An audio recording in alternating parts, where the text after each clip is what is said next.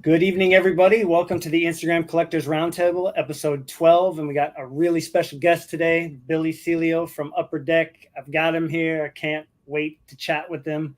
Really been excited to listen to you on a different podcast. But Billy, thanks for taking the time to come and hang out with us. How are you?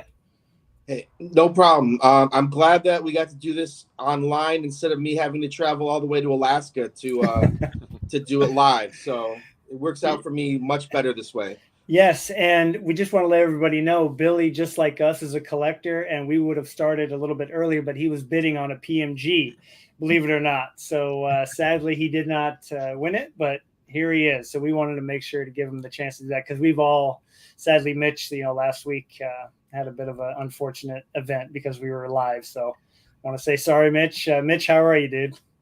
Hey, I'm good. I'm really excited for this episode. Awesome. Well, and I want to say that Mitch and I, we have the facial hair going. I almost got rid of mine, and Mitch is like, "No, I'm bringing a mustache tonight, so you better represent." And Kelvin is too, but his fake one fell off, so we'll be okay. Kelvin, how are you, dude? I'm doing good. Just happy to be here, and hopefully it's gonna be a fun episode. I guarantee that it will be. Well, Billy and I had the chance to kind of test the technology out and have a little bit of a chat yesterday. And I did not spend 3 hours convincing him that Marc-Andre Fleury belongs in every set. I promise. I didn't do that, and I won't do that tonight. But yeah, anyways, we're excited to have you, Billy. And yeah, would love to kind of hear too, you mentioned, and we mentioned that you're a collector at heart. I mean, you've got to have been a collector prior to even working for Upper Deck, right?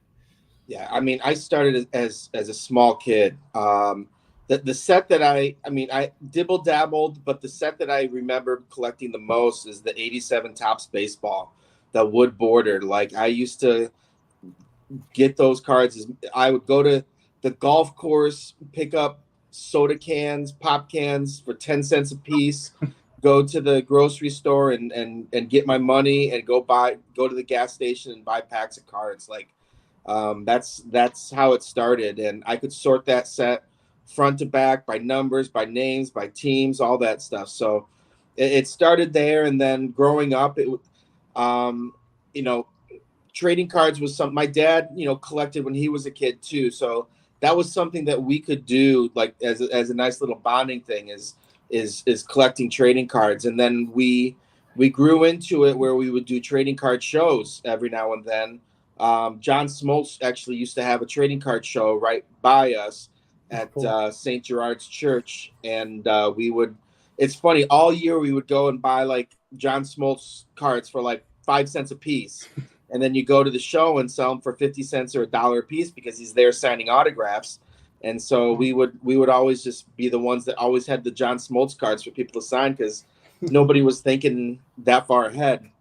And then, I just kind of kept collecting, college hit, and I started spending my money on other things. Graduated from college, got a job and went back into the hobby, collected here and there. And then, got a call. I moved out to California and then was out here for about 5 years. Got a call from a friend of mine's husband, like a good college friend's husband, calls me. He's like, "Hey, Billy, what are you doing nowadays?" And I'm just like, "Well, I'm working at this restaurant, but I'm looking to get out." Like they were supposed to be doing marketing, and I ended up they let go. They stopped doing marketing, and I was waiting tables. And I'm like, my knees are too old to be waiting tables. So he's like, "Well, I don't know if you heard or not, but I'm the president of Upper Deck now," and it was Jason Mashra. And he goes, I don't hire people. He goes, I let my people hire, who they want. He goes, but I can get your resume. Like if you can give me a resume, I can at least, get your resume. And I don't know if you know much about getting jobs in California, but a lot of the times it's who you know, or at least being able to get your resume to the right people. Right. Because, a lot of times you apply for jobs online and you don't even know if they even see it or not. So had my interviews with my current boss now, and things went well. And I've been at Upper Deck now for about 8.5 years. Wow, that's awesome. I did not know that connection. That's so cool to hear. Yeah, and I mean, at your time at Upper Deck, do you feel like you've become, even a bigger collector because you're working there? I imagine that has to have some effect, right? Because both sides, because your job is cards, but you were always a collector too. It does, and it doesn't. Like I've always been a collector, right? I've always collected something, and I still to this day am collecting, Detroit players. I was gonna, Calvin, I was gonna comment on your hat. Oh. It kind of threw me for a loop because you got the Brodeur jersey behind there. Yeah. There might have been a Stanley Cup final that we need to talk about, one or two I'm not too happy with. But see, here you go. You got a Red Wings fan. There you go. Yes. So there you go. So, I collect a lot of Detroit. I'm actually a big UFC and wrestling fan, so I collect both of those. I was really excited when we got the AEW license. Like, I was scratching and I was like, I kept asking them to do a wrestling set, even though we didn't have a license. I go, can we go after the show Glow, like the women's wrestling? Like, I don't even care what it is. Like, I want to do a wrestling set. And when I found out we got the AEW license, I was really excited. So I definitely collect that. I also, working for a company that does entertainment and living in the Los Angeles area, or having lived in the Los Angeles area, I kind of got interested in celebrity autographs also. So, our team has done an amazing job these last few years of getting a lot of big names in our Marvel products and our future Marvel products. And, I collect those. A lot of times I'll even collect our base cards and try to get them signed myself, because I'll go to like different events. But yeah, I'm still I'm not looking at my camera. I'm actually, while I'm talking, looking at all these boxes stacked over in the corner there of my card collection. But I'm still a big collector. I enjoy it. Now, do I get as excited about the big cards like I used to? When your job is opening up cases of cards to make sure everything falls in the right spot, my boss kind of gets mad at me sometimes because he's like, well, did you hit anything? I'm like, oh yeah, got this Kaprizov rookie auto patch, and I got this. He's like, you got one of the biggest cards in the set. And I'm like, yeah, well, I got to send it off to QC anyway, so it's not like I get to enjoy it. All right. That's funny. Well, before we kind of dive in, I thought I'd give the guys here an opportunity, because I had a chance to share some of my favorite stuff. But, Mitch and then Kelvin. So, Mitch, you've got a pretty cool connection with Upper Deck, and I think Billy would love to hear that if you want to share just kind of, just a couple minutes, like your backstory with collecting Upper Deck. And then I have a picture of hopefully what you're going to talk about, so I can show them that. Yeah, so I've been collecting my whole life. I owned one of the largest card distributors in the 90s, called Card World, before David Adams was a thing. And, my dad used to go to Upper Deck's office all the time. They used to call him in and consult him about products. But as a collector, every card I buy is Upper Deck. I don't buy any cards besides Upper Deck cards, mostly the cup. And my favorite hobby accomplishment was that I put together what I believe to be the only complete 0506 the cup signature patch set. Yeah, there it is. So nice. I built this with my dad shortly after the product was released in June of 2006. It was a very long and intense process. Unfortunately, Upper Deck didn't put 5 of the cards on the checklist, so I had to really, search intensely to find all of them. And then I still sometimes lose sleep, wondering if maybe there's one more that's out there that I don't know about. But I'm a huge Upper Deck fan. Obviously I'm a huge Cup fan. Most of the cards I buy these days are still from the Cup. I think it's one of the most important hockey products ever made, and very happy it continues to be made. And as we learned today, we're innovating with new awesome things all the time. So that's my background. Awesome. Had to give you a chance to share that set, because obviously on the last episode we talked about it, but that's one of the most amazing accomplishments, and Billy, I'm sure you don't see it often that somebody builds a complete set from the cup, right? No, that's awesome too. Like, we have specific sets that we want set collectors to build. And there was there are certain inserts that we hope people try to get the whole set, but that 0506 set, I can only imagine how, someone try to do that now, how expensive that might be. Yeah, so that's awesome. It's funny. I speak. You'll appreciate this, Mitch. But my boss I have the picture of it. It's so when we pack out the cup, because we actually go out and hand pack it. I've been to a number of those pack outs, awesome. And I have a picture of my boss with all 99 McDavid auto patch rookies, just right in front of him, and he's just got this smile on his face, and I'm like, man, how much that's worth right now, just sitting in front of him, is just amazing. Unbelievable. Yeah, I saw the last PSA 10 sold for over 200,000. Yeah, that's amazing. That is amazing. Well, good. Well, I'm glad you had a chance to share that, Mitch. I still marvel at seeing that, and if I ever get a chance to hang out with you, I would love to see, just like for 10 seconds, to see it all laid out and like take a selfie with it, because you'll probably never see anything like that again. Kelvin, what about you, man? I mean, like your history with Upper Deck. We see the Bro Doer jersey. Everybody that's been on here knows that Marty is your guy. But like, do you have maybe a favorite Upper Deck card, or like one that sticks out as the first one that kind of got you going into hockey? I can't remember my first Upper Deck card, but like when I was really collecting Marty from like 2010 to 2014, I love a lot of cards from that era. So like my top two sets probably is 12-13 Fleer Retro, which I completed the master set of the inserts working on the auto. So yeah, I picked up that 101 recently.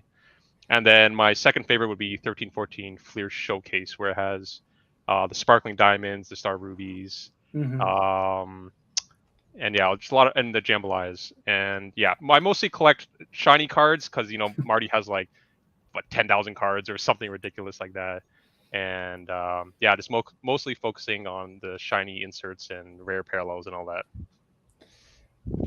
Billy, have you guys ever talked about the Fleer Retro release? Does that come up at all anymore, within discussions? Because, that was kind of a one-off product, and now it's coming back. And obviously, you guys are doing PMGs with Metal Universe, but I mean, that set really had a lot of success, or is lately having a ton of success. It's kind of blowing up, big time, which is cool. What's funny is initially that set didn't blow up, which is kind of odd, because I remember when it came out, and it's gotten momentum. Do we have other things in the works? We've obviously seen the popularity of older sets, of the Skybox, of the Flare, all that sort of stuff. So you might see something down the road along those lines, but nothing that we can really put out there yet.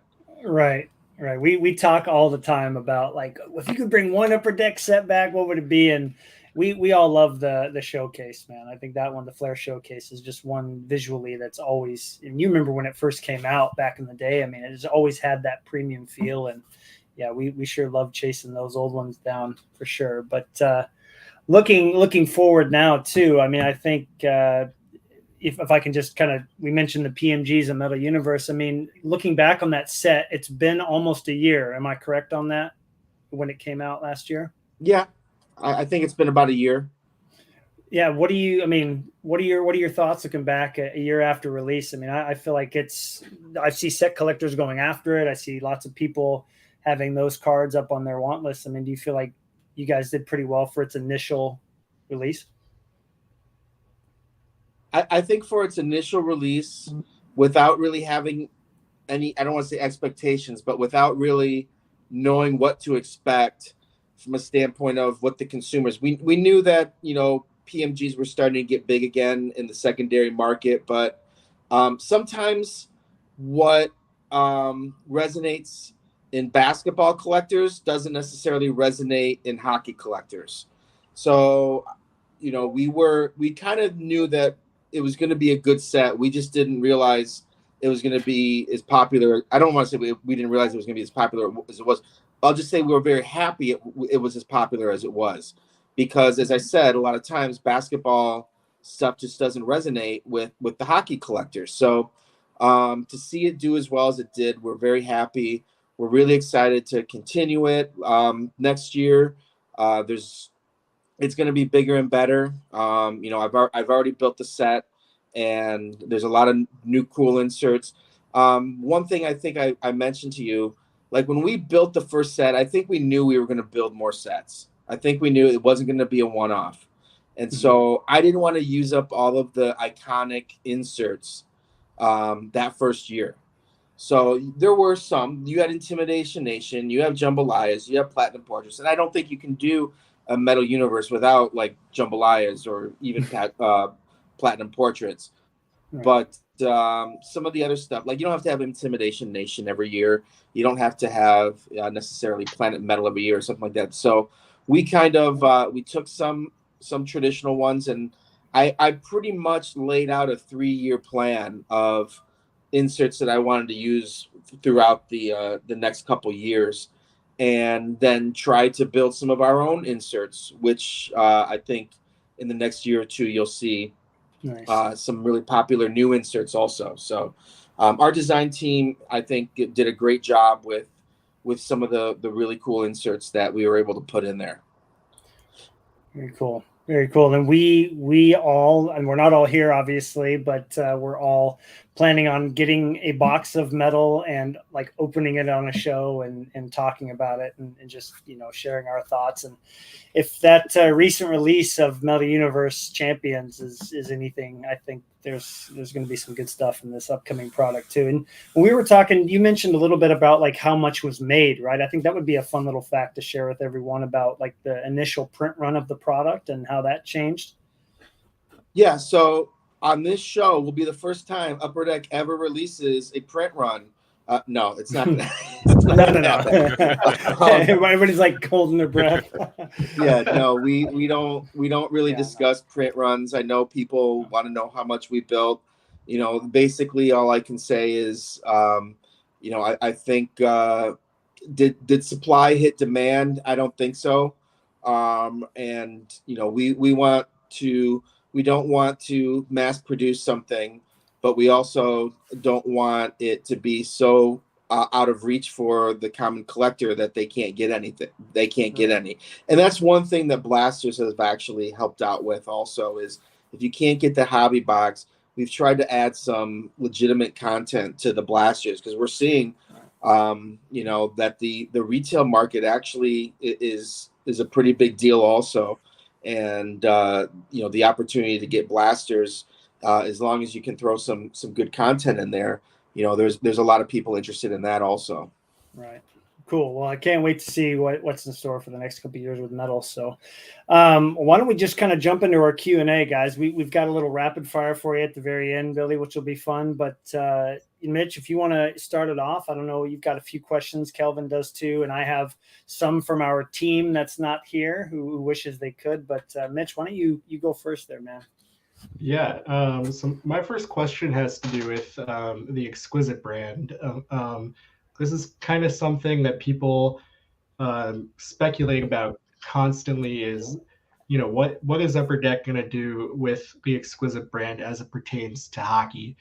Obviously, since it's come out in 2014-15 was the first year of Exquisite in hockey, people have been constantly speculating, is there going to be a standalone Exquisite product? Is that something that you guys have talked about? Is that something you can comment on? Like, is that something that could happen in the future? Or is it just pretty much always going to be like it is now, where it's kind of an inserted into a lot of different products? I think it serves a very good purpose on being able to kind of do an overlay throughout many different products. Also, I think we've kind of established that the cup is the product. That's our number one product. I think to even be able to use the name the cup, the league has pretty much said, if you guys are going to use the word the cup, it has to be the best product, like the biggest product out there. So that's kind of our feel for it. Yes, Exquisite. Like we've added into our Goodwin Champions for like basketball and football prospects and other sport prospects. But I think it's for now it's going to stay where it's at. It's going to strengthen some products, and if you don't get that cup out of 99, I don't think that Exquisite rookie auto patch is too bad to get in the cup either, to be honest. So we don't necessarily need two juggernauts up at the top for the set. We want the cup to be number one. Great. Thank you. Awesome. Yeah. And I have to say real quick, there's a Jeremy Swayman card that like caught my eye right off the get-go. He's like looking up to the skies after a win, and just like the Exquisite designs are some of the best out there, minus the cup. I mean, they are beautiful to look at, and I can see why collectors go after them so much for sure. So yeah, I was curious about that too. So I'm glad you asked. How about you, Kelvin? What do you got? Yeah, in the same vein as that, I had a question about some of the other brands, such as like Fleer Showcase, UD Black, Splendor, and OPG Premier. Will we ever see those come back either as a standalone or as a subset? I know some of them you have like with Black and Splendor, but what about the other ones? And I think we were gonna do a Splendor set, and we still might. I'm not totally sure. Like, it's nice additional content in the cups. The thing with something like Splendor, and people have asked us about doing sets like where they have like you get this set of like all these amazing autograph cards and some memorabilia, and then you get to meet the player and all this other stuff. And what they don't realize is like how much that costs, and then what it also does is it takes away, because you get contracts for a certain number of autographs, and if you're using up a bunch of autographs on this one set, you can't really put them in, like spread them out enough. So we kind of step back from those sort of products, because we want Ultimate, we want the Cup, we want Premier. We want them to have the strong legend content and regular autograph content in there. So, and trust me, I built Splendor. That's one of my favorite sets I've ever built. I thought it was amazing. It's just like, hey, get that one hit from the Cup without getting everything else, and that's pretty much what Splendor was. You're getting that big hit right there, and I think the cards came out gorgeous. The checklist was amazing. And it didn't even really rely on rookies. That's what was so great about it. The rookie crop, I think we had like maybe 5 rookies in there, and it was like Brock Besser. No offense, Vancouver fans or Brock Besser fans, but I'm like, that was the top rookie. So for a set like that to not have to rely on rookies and still do as well as it did, I was very happy about that. But the best way I can answer questions about sets that you don't see out is never say never. Is that a Justin? That's not a Justin Bieber song, is it? Or what was it? Andy Samberg made the movie or whatever. Yeah, never say never. But as of in our calendar right now, I don't think those cards are set. Like I think we put Black into SPX. I think we put O-Pee-Chee Premier into O-Pee-Chee. It's just some of these brands. We don't want to make 50 brands of hockey cards, without, right now we're having enough trouble making as many as we can make as normal, because our vendors are still backed up. So to add more sets to the list is going to be difficult. So we try to kind of use sets like you're talking about to add content to other sets. Right. Awesome. Thank you. Well, I think I'll just follow up with this is so many people, and we chatted about this a little bit. It's like you post an image, artifacts cards, and the comment right below that, instead of like, wow, look how beautiful that McDavid is, well, too bad they're backed up, blah, blah, blah. Like that's usually the common thing you'll see. Do you foresee in the next few years, Billy, you guys actually being able to catch up, or do you think it's just like this is the best we can do, let's just roll with it type deal? Because I know COVID threw everything into, you know, crazy times. I think our vendors are catching up. And the other thing is we've expanded on the number of vendors that we use. I think we've told people extended last year, and Series 2 were actually printed in Italy. So you know, we hadn't used the vendor before, and they knocked it out of the park. I thought the problems that we were having with not every card's going to be perfect, but problems that we were having with condition, they minimized a great deal compared to what they were. So we're very happy with that and what they've done so far.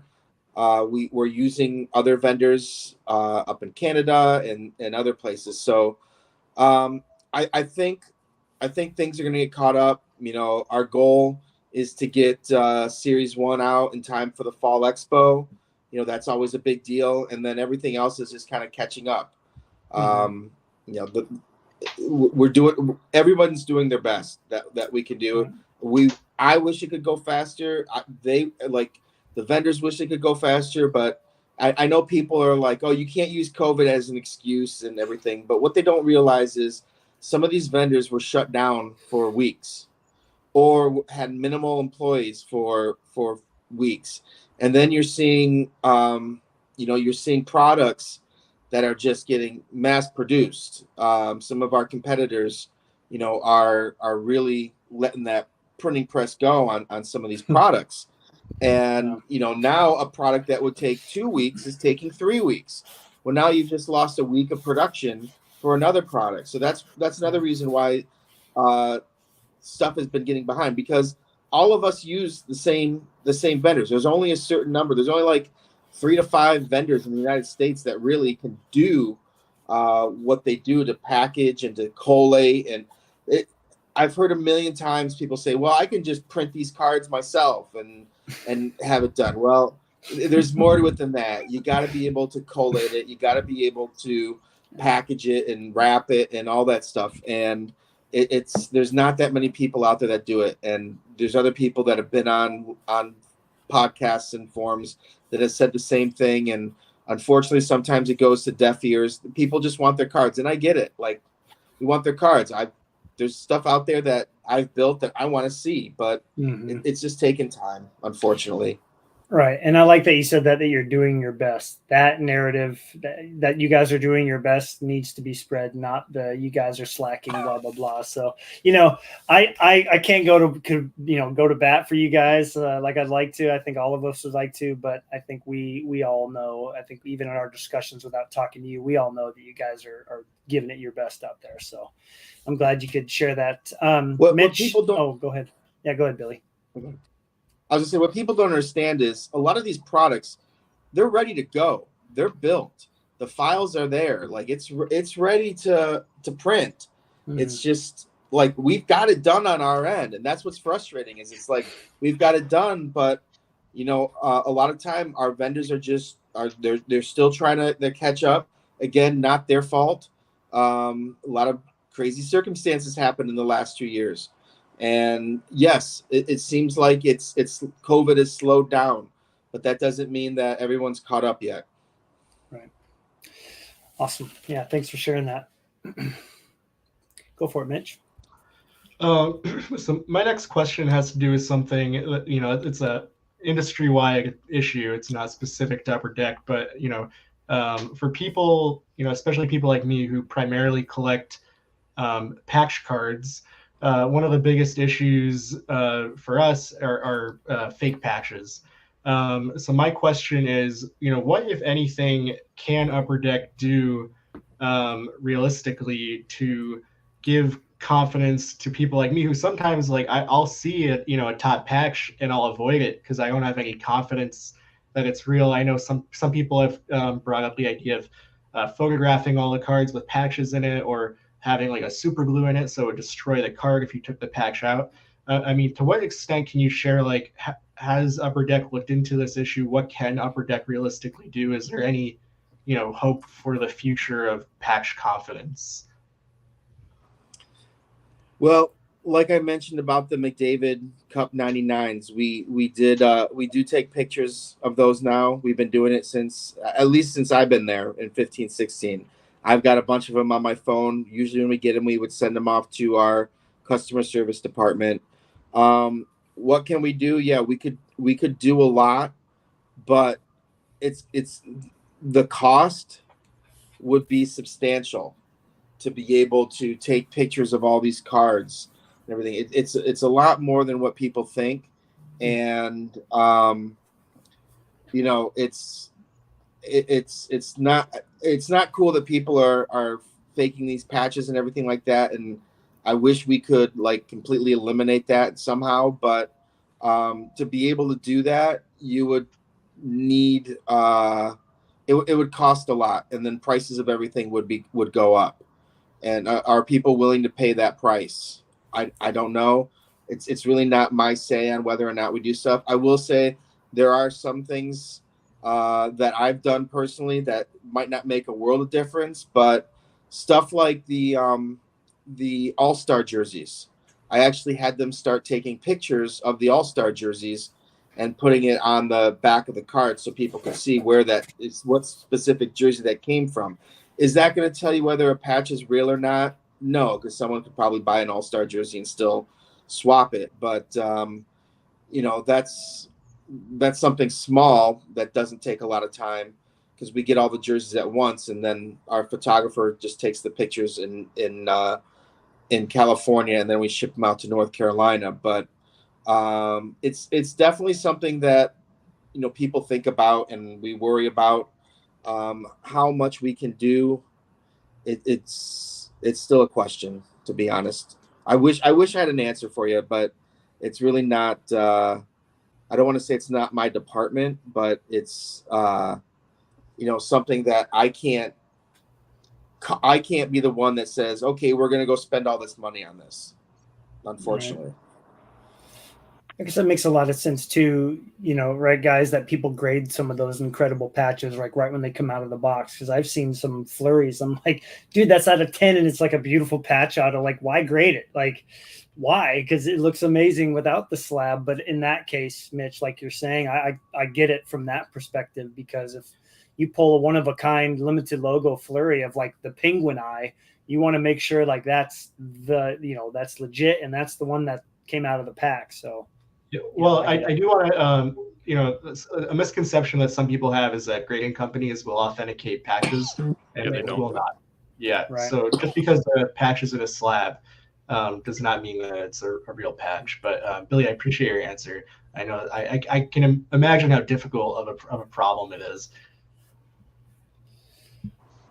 For sure. Yeah, I mean, you see stuff sometimes, and it's frustrating. Like, you go online and see people trying to remake Upper Deck cards and sell it on eBay, and our legal department does what they can to try to kick some of that stuff off. But there's just, unfortunately, there's people out there that are trying to make a honest buck.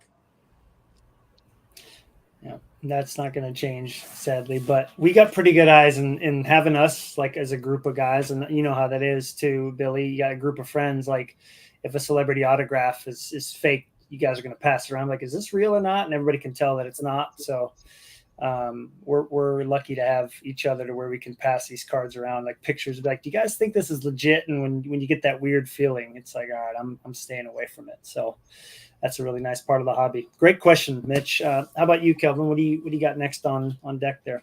Mine is about having legends in sets. How do you guys balance having legends when you decide, like, having them in certain sets? Like, is there a reason why they're being left out? Like, for example, like Metal Universe, they're there, but there's a lot of stature. I was wondering, what's the process behind that? So we have the thought process of legends shouldn't just be in like normal kind of sets. And when I say normal kind of sets, like, you won't see many legends in MVP. You'll rarely see any legends in Series 1 and Series 2 and Extended. And if you do, it's because I had to beg, to be honest with you. We really want to save legends for higher end products. Like, we feel that's where they deserve to be. And like I was joking with Matt, I'm like, man, it's gonna suck in a few years when you're not gonna see Marc-Andre Fleury when he retires in some of these lower end sets and stuff. And as a Brodeur fan, I'm sure you're already feeling that, like him not being in as many sets as you'd like. But we want to protect the value of legends. We don't want to put them in like sets that like necessarily, we'll just say flagship. We don't want to necessarily like load them up in flagship to where there's thousands and thousands of them, and then they kind of lose the value and the excitement of getting it.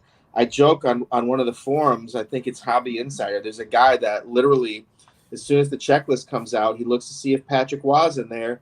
If he's not, he's like, well, nothing for me in this set. He's like, and then he would literally like leave notes like, please, Upper Deck, put Patrick Waugh in a set. And usually toward, like, we do kind of a progression in our sets. Like, we start off with like an MVP in a Series 1, and then you'll start seeing like maybe a sticker auto, and then a sticker auto jersey, and then a sticker auto patch, and then a hard sign auto, and then a hard sign auto patch. And then like there's kind of the progression with our sets, and we do that on purpose.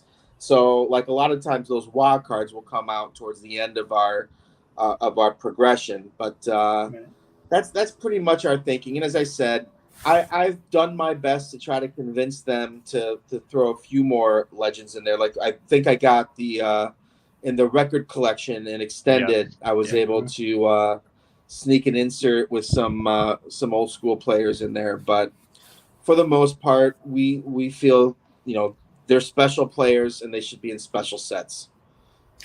Love it. And Kelvin, you even talked about that, where you go, Matt, I'm glad he's not in everything. I'm glad that even when he does make it into a set, there's like one or two cards of Brodeur, other than like stature, for instance. But I mean, I think that's a great philosophy. I mean, Mitch, do you kind of agree with that philosophy as well, as just kind of like not having them in everything and just sprinkle them in? Yeah, I think before Upper Deck started doing that, I think the hobby was starting to reach a critical mass of these like legend patches and autographs, and then I think also just with the fact that they their autographs and by virtue of them dying, and their patches by virtue of like jerseys, you can't make new ones. They become way harder to get. To me, it makes perfect sense to divvy it up this way, and then also retain the value of them by not putting them in every product. Yep. Definitely.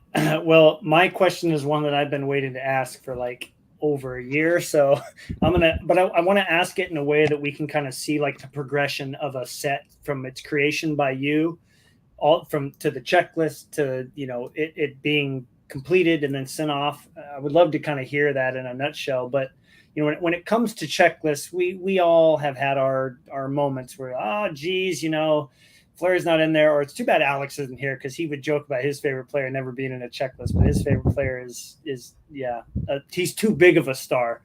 How do you pronounce the name correctly? Somebody want to say it? I always mess it up. Grabowski. Grabowski. Yeah. He has the most spectacular Grabowski collection out there, but of course he's not going to be in a checklist. But when you're determining checklists, obviously you got your high-end sets where there's only 60 veterans and then maybe 90 or 100, 120 and so forth. And is it pretty hard to determine who's going to make it? Because there's got to be guys that are always in, and then fringe guys and so forth, right? There's a lot of different things that you have to weigh in that when you build a checklist. And I don't necessarily build a checklist, I give direction. One of them is, let's be honest, this is a world of right now for trading cards where people like to break and do like breaks.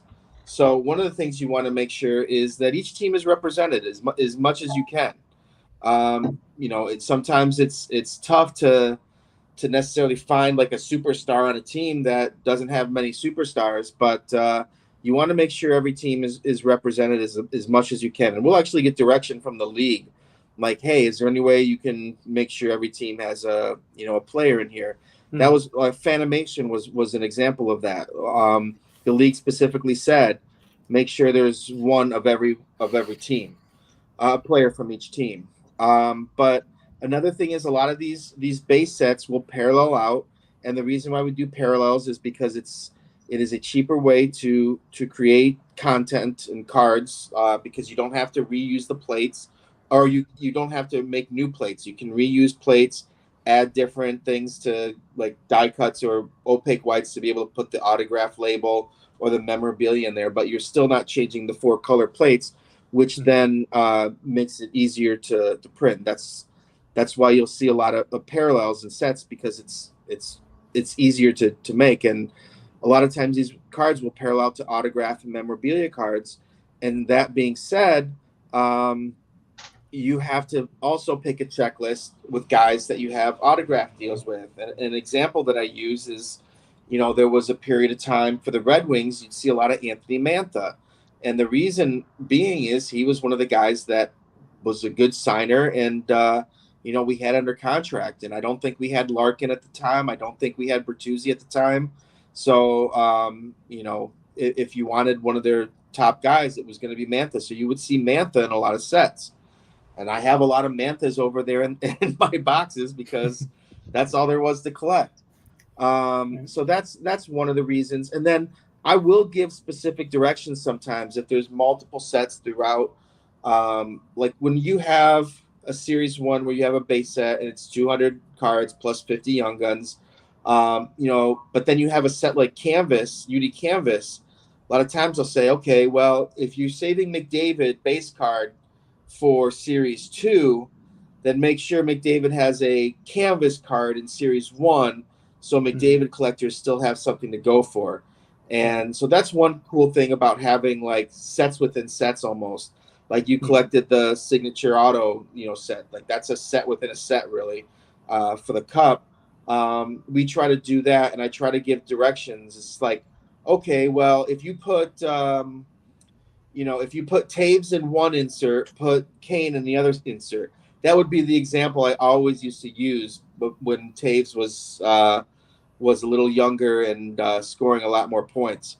But the Caves and Tane example was used quite often when you would like say, okay, do this. Or sometimes it's just like, well, this person had a card last year, maybe try this person next year, or maybe use the next year, use somebody different. We've done that also. So our coordinators have, they're juggling a lot of stuff, and using scientific terms, it's like equalizing equations, that they have to hit a certain number of autographs, hit a certain number of mem cards, still have players from each team, and make sure that you have still like top collectible guys in there. You don't want a set full that's just like Darren Helm, like your Red Wings are Darren Helm and Justin Applicator. You want to make sure like some of the big names are in there. And so it's like, okay, you have 100 spots, make sure 60 of these guys have autographs or memorabilia. So you still have 40 people that you can play with that don't necessarily have that. And those 40 people, can change year to year. Okay. That's awesome. Yeah, it's just kind of interesting to hear the behind the scenes stuff that goes on. And I think we're all pretty good at understanding, why certain players, like when you and I were talking, Marc-Andre was on the bench during COVID, during the playoffs. And following that, he wasn't in like 5 straight releases. So I was able to kind of be like, that's got to be what's going on. And any other players that are kind of on the fringe, whereas like a McDavid, he's always going to be in stuff. Right. So, makes perfect sense in that regard for sure. Cool. Love that. Love to hear about that. Mitch, want to ask your next question? Yeah. So my next question has to do with the way that Upper Deck, when they receive memorabilia from players that are retired, is there some sense of like, okay, we got this Gretzky jersey, given how rare they are now, and how expensive they are now, like is there a sense of like, well, we might not get another one of these, so how can we make this Gretzky jersey last like 5 years, 10 years, 20 years, because eventually there's not going to be any game used Gretzky jerseys left to cut up. So the first part of my question is, how much of that is in play, and then among that, I remember thinking back, like, the 0405 Ultimate product, they had 5 Gretzky shields in there. And I even remember, like, as a kid thinking, like, this can't be a good idea, like, because I'm thinking, as someone who, would want to collect his whole life, like, there's only so many Gretzky jerseys. So, like, is there a way that you guys kind of, plan for these types of retired players where, when you buy their jersey, you might only be able to get a couple more ever. So if you can talk through that process. Well, with Gretzky, I'll say one thing. It's kind of funny you were asking about like getting them. Gretzky actually, like, every Gretzky jersey that we get now, we actually show to Wayne, and he makes sure it's authentic also, because I guess he did certain things to his jersey, cut little spots out, did this and that that maybe people don't know. So we always get our jerseys. As far as I know, we always. I have only been there 8 years, but I can tell you that the last one that we purchased, Wayne Gretzky actually did authenticate it for us also. And then when we got it, you better believe we had a plan for it. You better believe that we're like, okay, you can only use it. Like, we want this jersey needs to last this long, and we made sure that that we didn't overuse it. That one thing with Gretzky, as opposed to other players, and it's justifiably so, when we make cards that are premium mem, that almost always means patch. It could mean stick, it could mean but if we're talking jersey, premium mem is patch, except for someone like Wayne Gretzky.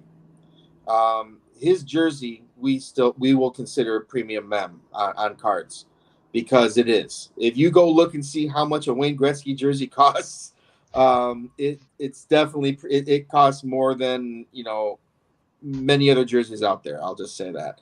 So yeah, we definitely have a plan. We definitely, like, stuff will be, if you look, a lot of times we'll group our autographs and we'll group our memorabilia cards, so you can group A, group B, and Gretzky will always be in that tougher group.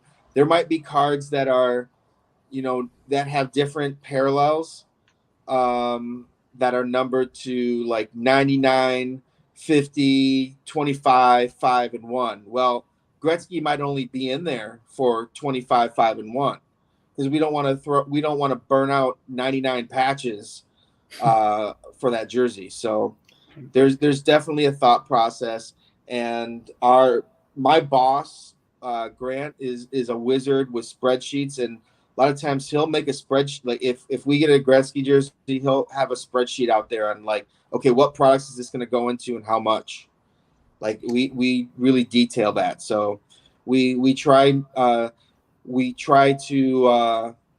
be very careful with it. And if you notice, a lot of the legends we use stick, and that's because stick's a lot cheaper. Now, it's not cheaper to cut. It's definitely not cheaper to cut, but to get a stick compared to a jersey, the price, if you look at auctions, I'm not telling any secrets, sticks are cheaper than jerseys. So we'll use stick a lot as premium mem for retired guys, because there's a lot more sticks out there than there are jerseys.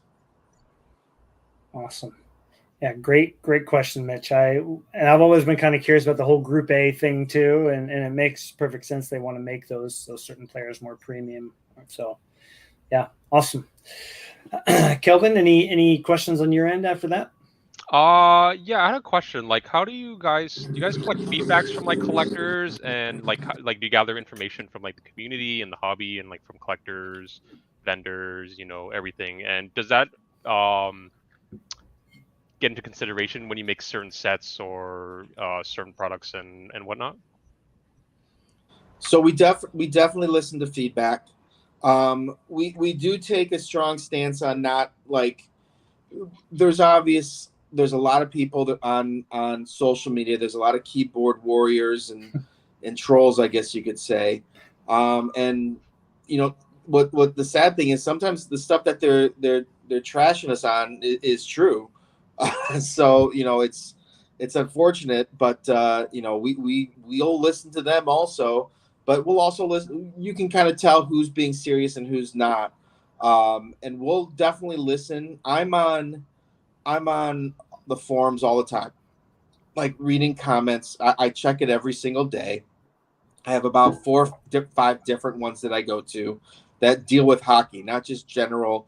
Like there's some forums that like hockey might get one comment every, 5-6 weeks, but I'm on a lot of the ones that are like have a big chunk of hockey content. I'll listen to that. We have shops that we talk to, and when a product comes out, I'm usually on Facebook and YouTube. Used to be on Breakers, but I think a lot of the people that were on Breakers moved to YouTube. But I'm on there the day a product opens to find out how it's going, to kind of get reactions, to answer questions for anyone that has questions about it. And we have consultants too that we talk to that kind of give us feedback. So we're definitely listening. There have been inserts and sets that have come back. There have been things done because of feedback that we have gotten from customers and shops. We don't think that we're so great that we can't take criticism or that we can't listen to what people have to say. We definitely listen. I've told this story many times, but I don't know if it might be new to you guys. When I first started making cards, my first 3 sets I built were Contours, Full Force, and Champs. And in 15, 16, let's just say those didn't do as well as we had hoped. Contours, we still joke about. And I was talking to a shop, and, a distributor was like, we were joking about it. And they're like, why are you joking about it? Like, this is their money. This is what, this is how they pay their bills, is selling this product. And what I realized in those first 6, well, it was like a year because it takes a while for a product to come out. But what I realized was I can't just build products that I want to build. I can't just build products and inserts and all that stuff that I think is cool or whatever. I have to build stuff that the consumer wants, that the consumer thinks is cool. I can add my little spin and flair to some of that stuff, but I can't just go out there and do my own thing. Like I have to listen to people to make sure I build a product that people want. And so I do my best to do that.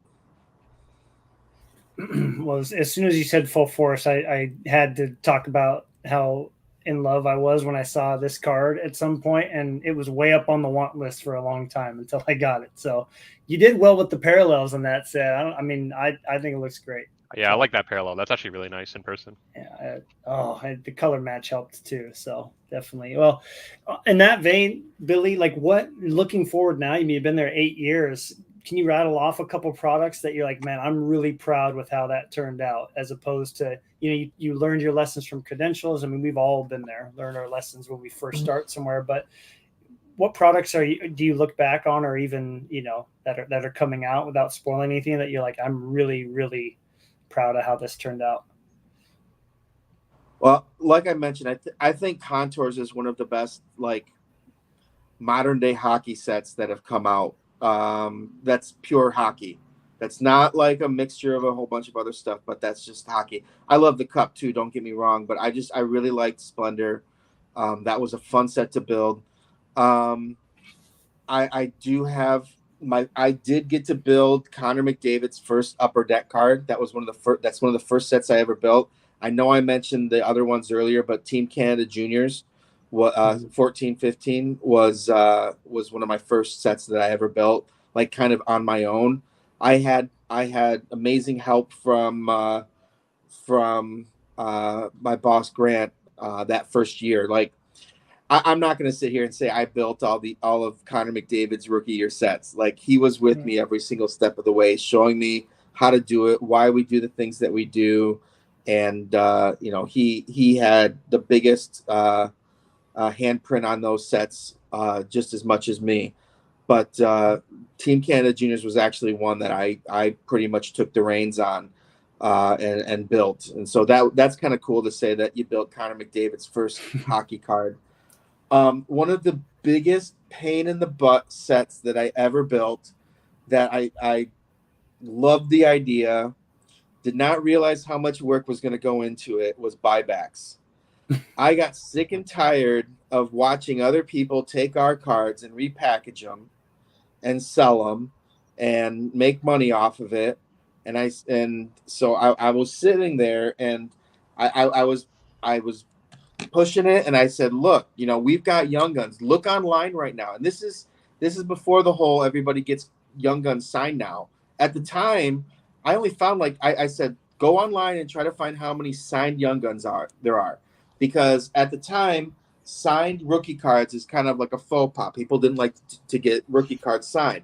So there weren't many. And I'm like, we've got one of the best rookie cards, and there's no autographed parallel to it. So let's first of all look into doing that, and then kind of going back. And it's so funny because people are like, oh, well, they just have this stuff lying around. Not if you saw me with my debit card at the Fall Expo. There's plenty of vendors there that'll sit there and say, I spent thousands of dollars with them buying.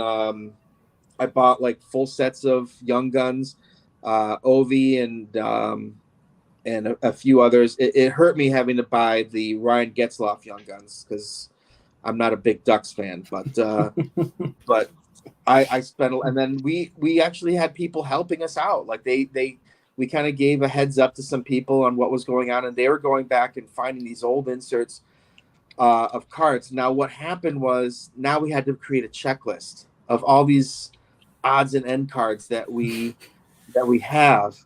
And I literally would leave work, I'd bring my computer, I'd go to Buffalo Wild Wings, I would set my computer up at the rail, order a tall beer, and have my 800 count box just going through and cataloging everything, because I didn't want to waste all time at work doing it, so I could watch my baseball or football or basketball, and I would work until my computer died.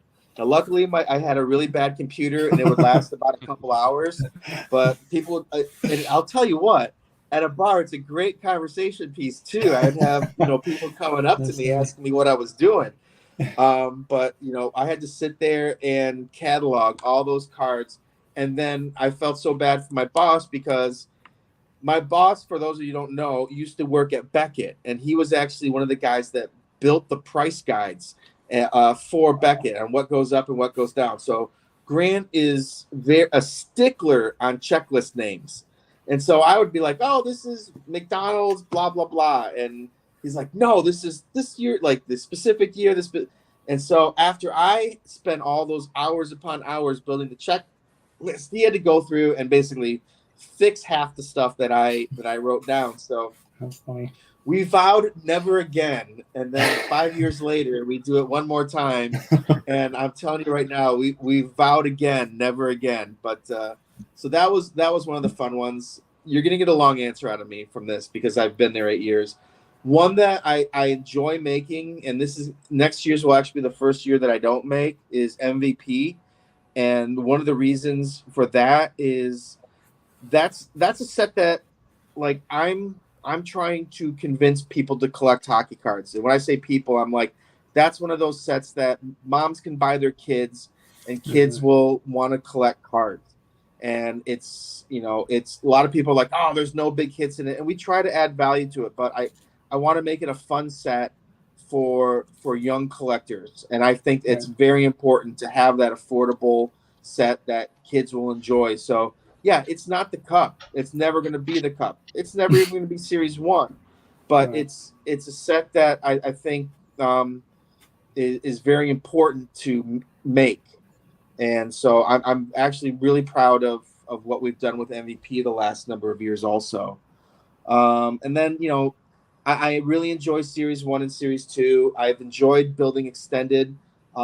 People have a misconception of what Extended is. It's really a kind of like a chance to get a whole bunch of affordable rookie cards of guys whose rookie cards go for $150 to $100 for their Young Guns. Here you can get those same rookies for $20 or $30 with really cool inserts and flashbacks and stuff. And people just look at the Young Gun list and don't look at all the other stuff. Like you're worried about rookie cards. you're worried about Young Gun rookie cards and extended, why don't you look at all the other inserts and all the rookies that are in it? That's what that set's all about. It's not like a rookie. It's not an anthology, but it's just a cool way to bring back some historic inserts and add a lot of rookie content to your collection. So that's a fun one. I love SP Game Use. I don't know why. I like to see what I can do next with it. Like Frameworks is one of my favorite inserts that I came up with. I'm just like, people display jerseys. Why don't we make a card that looks like a display jersey? I call it the sexiest one color jersey swatch card out there. Try to find one that looks as cool as that. I guarantee you won't.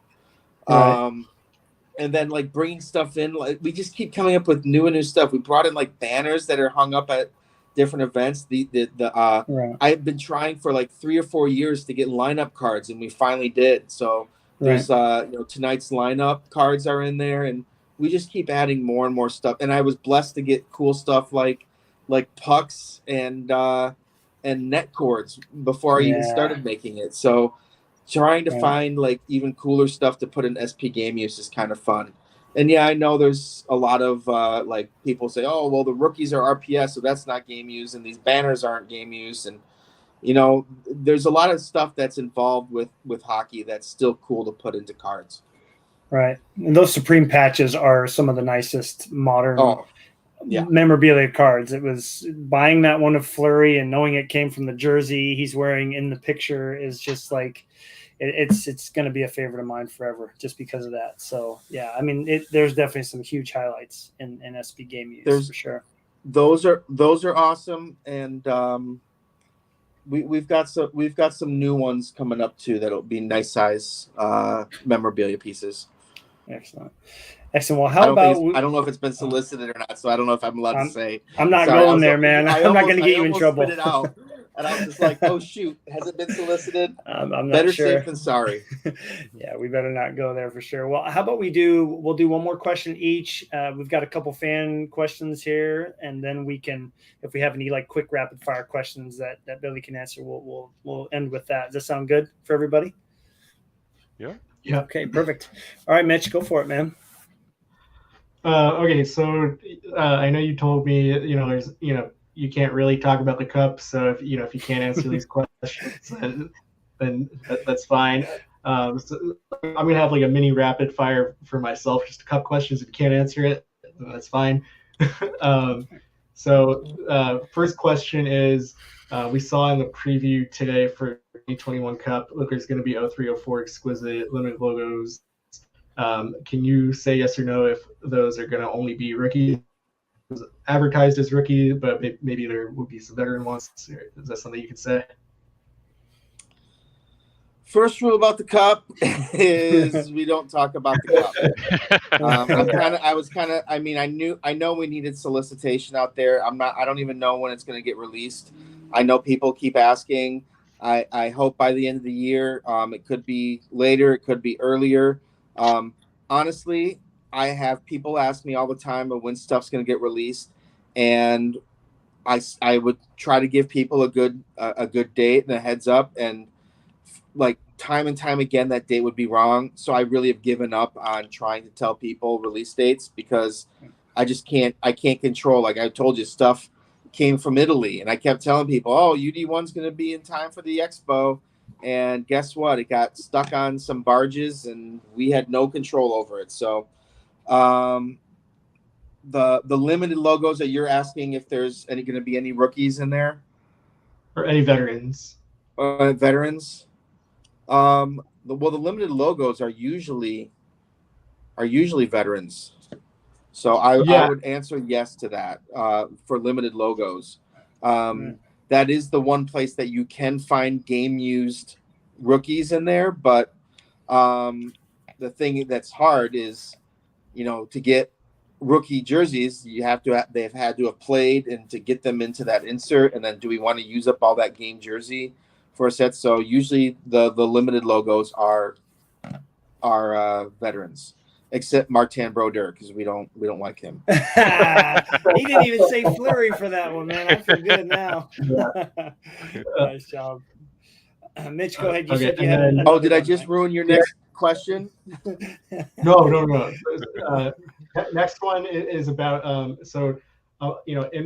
I'm pretty well connecting like the circle of people that like really like diehard collect the cup, and I think one of the biggest things that we used to have in the cup that we don't really have anymore are those rare sets that are numbered out of like either like a statistic or like the Titleist cards that were numbered out of how many cups the player won, or like the 500 Gold Club cards numbered out of 5, or the Hardware Heroes numbered out of how many of the award they won, stuff like that. We kind of got that a little bit with the top 10 picks was numbered to like our draft position. Is there anything, is there any discussion about bringing a set like that back? And the other cool thing that people really liked about those sets is that, like they kind of got updated each year, and there was the same design, and people would collect those like really hardcore. Like they kind of gave them like a lot of like subset brand equity. Is there any discussion on adding sets like that back into the cup? And I know you can't talk about the cup, but in case. Well, the good news is for some reason my phone was blurbing while you were talking that whole question. So I caught part about inserts in the cup and some of the old inserts that were there. I'll just put it this way: when I build a set, and this could go for many sets, there are certain inserts that are expected to be in there, that are in there year after year. And if they're not in there, you're gonna get an earful from collectors because they're expecting it every year. So that applies to many different sets that we build. Potentially one that you're asking a question about. But our boss always kind of gives us the, hey, make sure you give us at least 3 to 5 new concepts, ideas, and with something like the cup, it's usually even more than that. Ideas, and there's always new stuff. You're never going to get the same set, and we do like to bring back stuff every now and then. So there's an option to get some stuff back that you've seen before, and you will definitely see some new stuff. One of the hardest things about I can say this. One of the hardest things is I've already built the cup for 22, 23. Like, you wonder, some people don't realize it takes over a year to build that set. So it's really tough for me, not having seen 2 years worth of the cup, to figure out if specific inserts are going to do well or not do well, and how they're perceived by fans. We did something like color coded a number of years back, and that went over very well. And so I was able to see that and able to, put that in future products, or future cup products. I haven't been able to get any feedback in the past couple of years on this, because we haven't even shown anybody until today what some of the inserts are. So, I can say one of the inserts in there is something I don't think's been really done before, and it's so funny because there's a video of Brady Tkachuk signing some of these cards, and that is the Lamplighters. And we made a die cut card, which isn't anything new. It's on rainbow foil board, which isn't anything new, but it's also got a top sheet of acetate with deco foil on it. And I don't think there's many cards out there that are rainbow foil board with a PETG on top. So that's just something that we wanted to try, see how it worked out. And I thought it would look really cool, because that way the card can kind of shine. That way you can kind of use the PETG and the deco foil to kind of make the cage of the light and everything. So, I would have loved to put those in future cup sets, but I didn't know how they came out. So it's a little frustrating, but you'll always see some new stuff. You'll see a lot of the traditional stuff, and I hope you guys like it. Dan, well, we all know Logan. If Patrick Kane's in that set, Logan will be going after that for sure. as well as some of the other guys that don't collect goalies. Because, you know, maybe Brodeur gets in there, Kelvin, because he scored a couple goals. He did score a couple, yeah. Oh, Yeah. man. Anyway, that's awesome, Billy, that you shared that with us. Thank you. I believe you meant to say Chris Osgood. I'm sorry. Yeah. Did you say Chris Osgood? Not Brodeur, right? Ron Hextall, yeah, Pecorine, yeah. Mike Smith. Yeah, that's right. That's right. Well, Mitch, thanks for asking that too. Because again, when I chatted with Billy, the whole like first rule about cup is you don't talk about the cup. I mean, everybody, it just goes to show, right, Billy, how much people love that set in general. I mean, they love it so much. And the most recent one, the insignias insert, that those, you know, I know you guys really haven't done manufactured patches before in there, but those were really well received. And I finally was able to get my hands on a flurry, and just cool to see you guys trying new things and also, you know, renovating the known sets. So cool. Awesome. Kelvin, what you got, dude? What's your last big question? Well, I only have two more on here.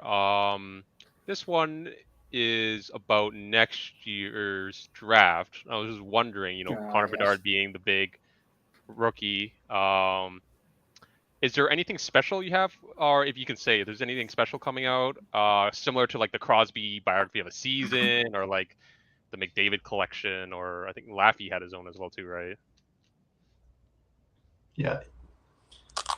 Well, again, nothing from that season has been solicited yet, but I will say there's going to be some huge news with Connor McDavid. Now I got two Connors. I gotta say, no, there's going to be some big cards that have never been done before for Connor. That guy's, I think, the next generational player. You watch film on him, it's just amazing. I'm really excited that he's in our Team Canada Junior set and our CHL sets. So that's always a good place to get some content for him before he skates for probably the Blackhawks, because they suck. So no, I'm just kidding. That's true. Or whoever gets him. Yeah, you can tell I'm totally Detroit biased, can't you? Yeah. No, my whole family's from Chicago, but me, plus one of my counterparts. Well, two of my counterparts are actually big Blackhawks fans. So we, I used a little decoy and made a card for one of our guys and drew a picture, and it was like on draft day, and just kept picture of a stick player, because I said I can't draw, but I just kept crossing off all the names of all the players that got traded for draft picks this last year. So there's the Brink hat. See ya. You know, just kind of had a little fun with that, and he has it hanging up in his office or in his cubicle. Awesome. But we know what a generational talent that he has potential to be. So there'll definitely be some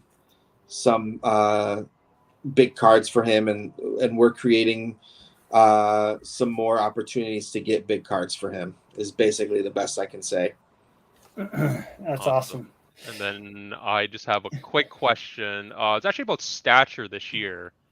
I've been seeing some of the autographs having some bubbling issues. I was wondering, was it like the surface that it's on? Was it like a pen issue? I just want to know, because I see a lot of the autos, a lot of the bubbling got pretty bad for some of them, and then like especially like guys like Sharon Govich, he has like such a nice autograph, and it's like a little heartbreaking to see that a lot of it's just like bubbling. Bubbled autographs usually is because of the surface. I get stuff like I was mentioning earlier. I'll get entertainment cards signed, and wrestling cards and UFC cards signed, and sometimes that chromium stock just doesn't hold the auto like it should, unfortunately. I remember there was a big deal with I think it was Topps Tribute. I think it was like 2016 or 17 or something like that they actually recalled the product because there was such a bubbling issue with autographs. So, we do our best to check every autograph and to whether we feel it's good enough or not. It can be frustrating sometimes that it's not completely smooth. You're not going to get a 10 on your autograph, but a lot of times if you see bubbling, it's pretty much because of the pen and the paper that they have to use or to write on. Okay. Awesome. Well, I'm going to end with this because you already talked about this set a little bit, which you guys crushed it for on the design of these. I mean, these are so fun, these Fanimations, but these, I'm correct, right? These were an Easter egg the very first time they got put in. They continue to be, like, they don't get listed on the main checklist.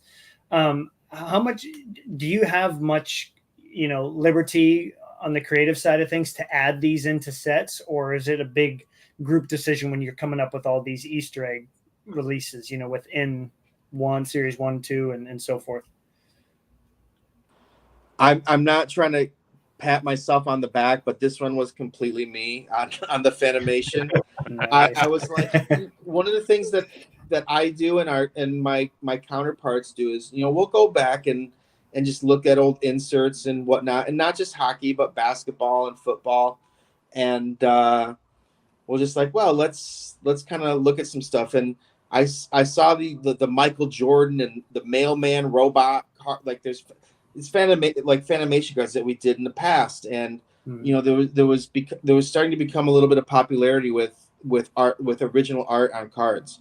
And, and I see sketch cards all the time, and I see, from our entertainment department, and I wanted to do something that bring back something that we had done before. And so we decided to do that. And people won't believe me, but it's true. Like this concept and everything was done before you started seeing like downtowns and stuff like that. Like basically both companies kind of came up with the concept, but one came out before the other. So people kind of explained it to that. I'm like, look, guys, this isn't anything new. Like downtowns and stuff, it's not anything new.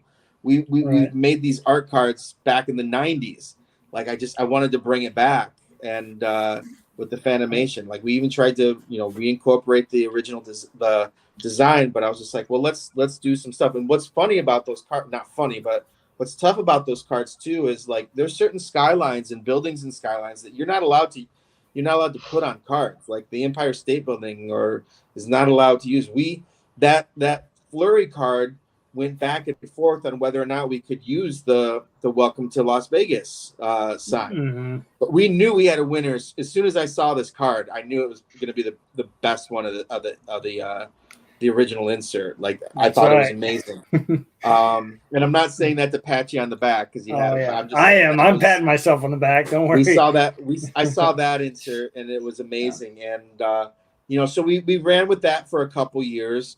And then we wanted to try something a little bit different the next year, after the third year of doing it, and we came up with, it was kind of like a close-up, it wasn't like Japanimation or anything like that, but we kind of wanted that like close-up, like whatever.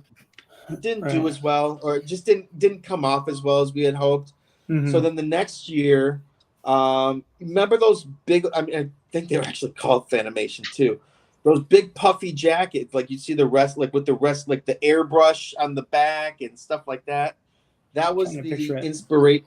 That was the inspiration of the most recent Fanimations. Is like just like an airbrush jacket of the person's, like the Undertaker. I've seen those before and stuff. And so that was the inspiration. I actually just had to come up with next year's Fanimation concept, which will be fun, but I can't tell you.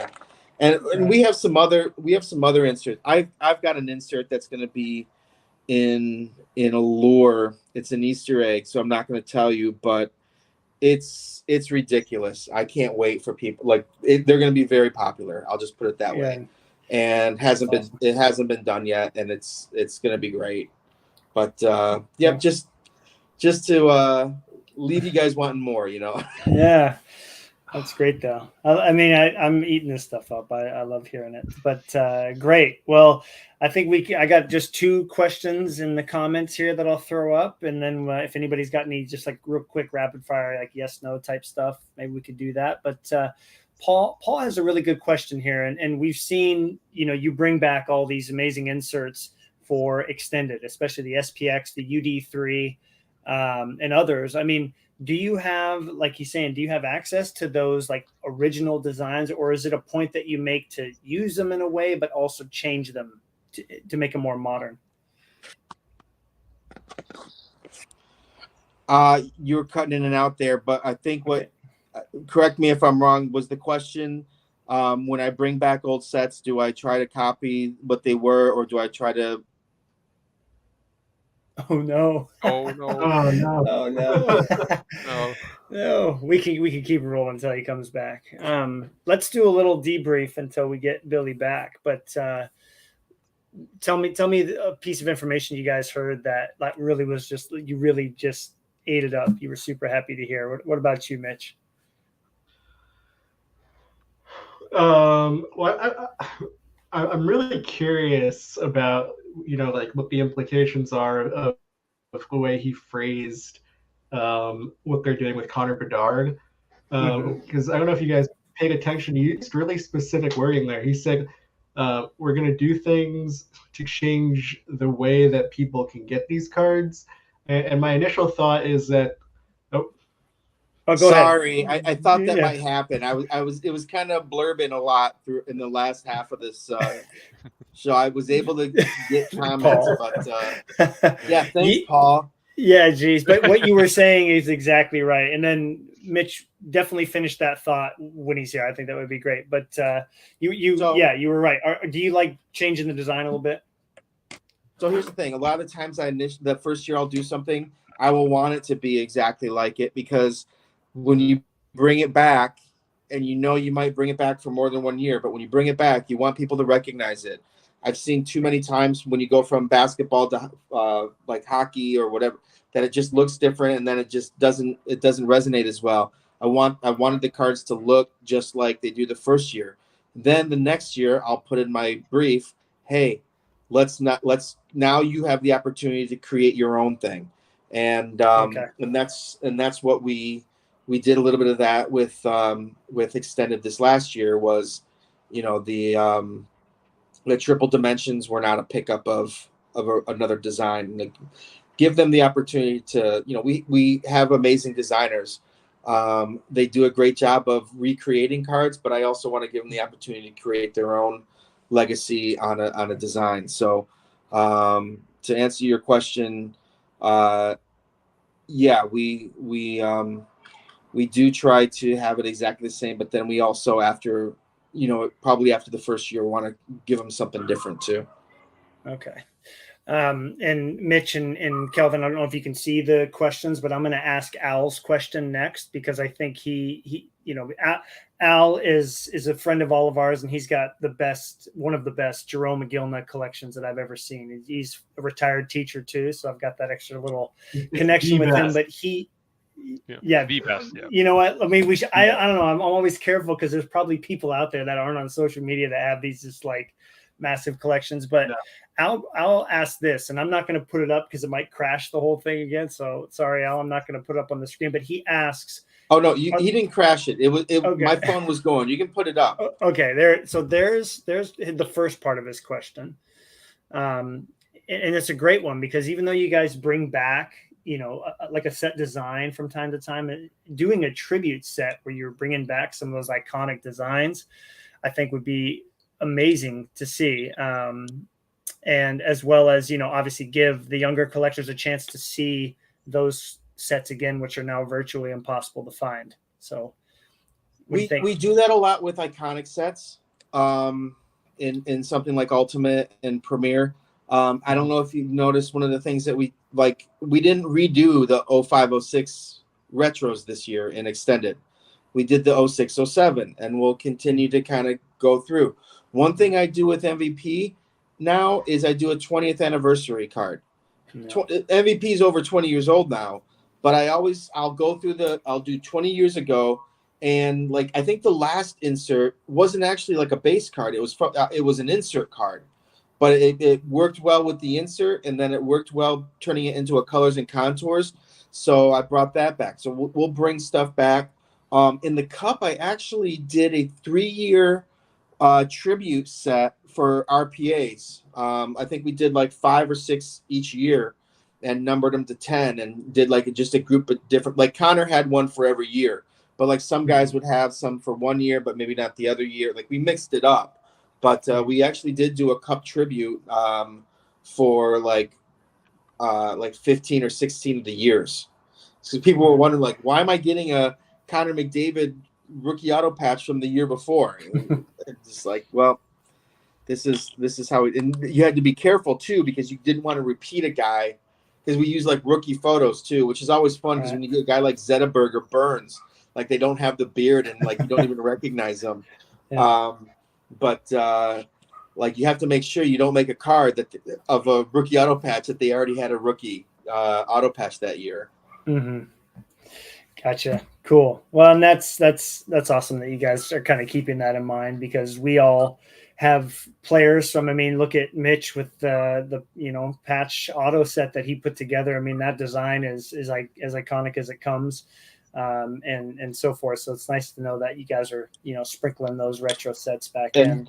And Al would be happy to know, one of the retail like bonus packs is actually was 94.95 die cut, which is Jerome's rookie card, and it's purposely that year because Jerome's rookie card is that, it might not be worth $1 million, but that card itself is quite iconic. That we specifically made that insert because of how iconic that design was. Awesome. Well, thanks for answering that. He's been a huge supporter of this channel too. It's too bad we got a name isn't here. He's a big Indigenous hockey collector, and I'm sure he would have a couple of things. But cool. Well, let's do some just quick yes or no type questions. I don't know if you guys got any typed up there. I'm happy to start, but Mitch, you want to go first? Yeah, this is just a quick question. Can you say why in 2016 you guys changed the name of the Cup signature patches to Cup signature materials? Yes. You said yes or no questions, right? So yes, I can say that. I'm just joking. Because for the reason I mentioned earlier, we've changed the word patch out of a lot of inserts, because now a lot of these older players, we use for rookies, we'll call it patch because it's RPS and we know it's going to be patch. For veterans, a lot of times we're starting to use, not all the time, but we're starting to use stick for some of these cards. So we will put stick, and so we want to call it like premium materials instead of patch. Okay, makes sense. Awesome. Matt, you're muted. Do you want me to keep going or? No, Kelvin. Sorry, I hit the button twice. Okay. My bad. Yeah, go ahead, Kelvin.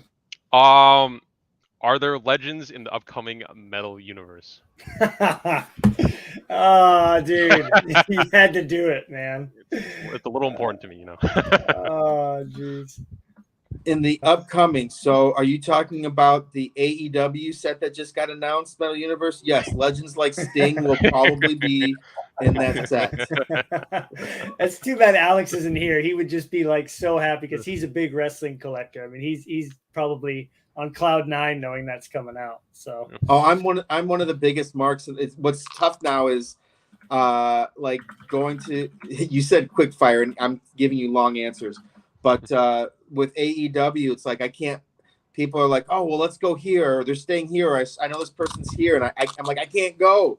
I work for, they're like our clients, kind of like I can't sit there and harass them. I did say though, I worked the Vegas Expo for Double or Nothing, and I told him, and I'm like super.